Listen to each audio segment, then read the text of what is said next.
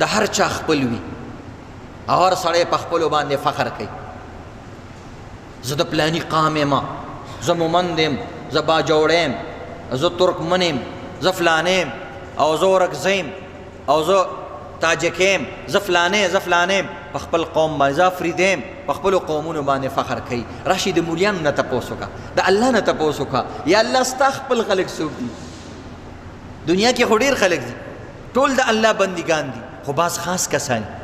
سړی وایي پلانې زمونږ تربوران دي، خو فلانې پکې زما ډېر زړه ته نږدې دی. هر سړی وایي دا ټول زما بچي دي، خو زما دا کشر زوی زما ډېر سینې ته نږدې دی. هر سړی وایي زما ډېرې ښځې دي، خو زما هغه کشره یا مشره ښځه مې ډېره نږدې ده زړه ته. داسې وي په انسان کې. موږ الله ته یا الله دا ټول ستا بندګان دي، دا ټول ستا خوښ دي څه نه څه درجه کې. یا الله ستا پکې خپل خلک څوک دي؟ ان لله اهلین من الناس. وی ځان خبر کوي نبی علیہ السلام وی په دې خلکو کې د الله بعضې خاص اهل خلک دي، بعض خاص اهل خلک دي. قالوا من هم یا رسول الله. وی موږ صحابه وی موږ تپوس وکړو یا رسول الله دا خپل خلک پکې د الله څوک دي؟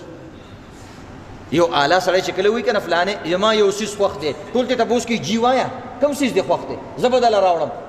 نبی علیہ السلام وی د الله په دې بندګانو کې بعضې خلک ډېر خاص دي. وی صحابه وی موږ ته فوراً تپوس وکړو جی دا څوک دي؟ من هم څوک دي څوک دي؟ موږ ته تپوس وکړو. نبی علیہ الصلوۃ والسلام فرمایي قال اهل القرآن هم اهل الله. د قرآن والا خلق د الله په بندګانو کې د هغه خپل خلق دي. ګوره خپلو پردو کې څه فرق دی؟ درته یو مثال بیانو په دې مقصد باندې بالا پوه شي. خپل دې ته وایي مثلا یو ماشوم دی جاړي، اوس دلته بیان شروع دی، بار یو ماشوم جاړي، نو نه ستاسو زوی دی نه زما زوی دی نه ستاسو خپل دی نه زم خپل دی. نو تاسو خپله سوچ وکړئ چې دا بیان شروع دی، موږ له غوسه راځي که نه چې ماشوم جاړي؟ یا لکه دا ماشوم غلی کوي، څوک پکې کنځلې مو کي، څوک پکې ګډې وډې مو وایي، هلکه بیان شروع دی.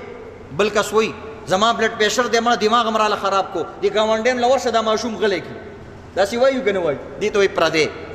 او چې کله په کور کې خپل ماشوم جاړي او ستا ښځه چپله راوالي او دا ماشوم وایي، نو ته ورشې هغه ماشوم ځان سره سینې ته رانږدې کړې، ته وایې مه کوه مه وهه دا ماشوم، پرېږده چې جاړي، خیر دی زړه به یې سپک شي، او پرېږده زما ماشوم دی څه تکلیف کې به. یا دا فرق دی پردی ماشوم چې جاړي د انسان دماغ خوږېږي، او خپل چې جاړي د انسان دل ګرده او زړه خوږېږي. دا په خپلو پردو کې فرق. پردی چې جاړي د انسان دماغو کې درد راځي، او خپل چې جاړي نو د انسان سینه درد کوي، د انسان زړه درد کوي ورسره. وایي زما بچې ټوله شپه جړلي دي، وایي ما ورسره شپه روڼه کړې ده. او پردی ماشوم چې جاړي وایي خدای دې غر کې په دې کور کې داسې څوک نشته چې دا ماشوم یې غلی کړی وی، زمونږ خوب یې ټول تباه کو. دې کې خپلو پردو کې فرق دی ته وایي. دکه شان عزتمندو الله رب العزت وایي که زما څوک خپل جوړېږي نو هغه په قرآن باندې زما خپل جوړېږي.